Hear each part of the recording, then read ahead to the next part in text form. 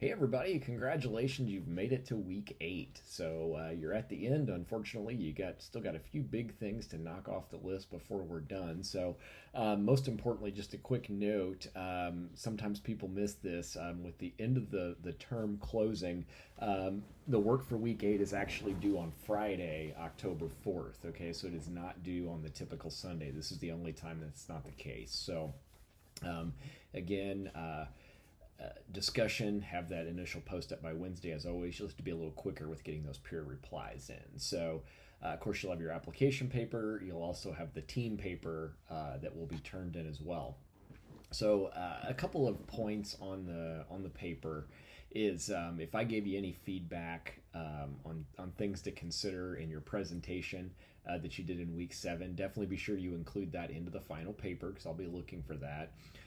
Also, since you are writing a pretty big paper here, this would be a good example of a time where you would want to use level 1 and level 2 headings. Okay, so again, just keep in mind um, if you're going to have a level 2 heading, it has to live under a level 1 heading, and you can't have just a single level 2 heading. Okay, so if you're going to use level 2 headings underneath the level 1 heading, be sure you have at least 3 of those level 2 headings below that. Okay, and again, I've mentioned this a couple times, but I'm still seeing it in some papers. When you're writing at the graduate level, especially, a good rule of thumb is a normal paragraph needs to have 6 to 8 sentences in it. Okay, 3 sentences just simply isn't going to cut it. Okay, so if the thought is that short, merge it with another paragraph. Do what you have to do to make it flow. But again, target 6 to 8 sentences. So.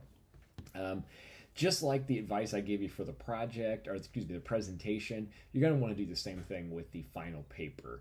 You're going to want to be sure. I get you're going to divide and conquer, completely understand that. That's what's expected. But be sure that it flows like it was written by one person. So, again, what I would strongly encourage you to do is, that paper is due on Friday. I would, agree with your team. When the paper will be done, and then agree on review time, and have somebody make it their job to go completely through the paper, be sure it flows. You want to have consistent font size, font type, style, all of those things need to be consistent. And honestly, if you can find somebody, a third party that's not in this class and not in your group, to read over the paper for you. Specifically, what I do professionally anytime I write is, I try to find somebody. I write on several different topics, but I always try and find somebody that is experienced on the subject matter and ask them to read the paper from a content perspective. Okay, am I making sense? Do I have the right sources pulled in? Am I supporting my writing? And then also, if you don't have one, it's good to find somebody that's just good at looking at grammar and mechanics. Okay, so for example, I know somebody that has a strong writing English grammar type background.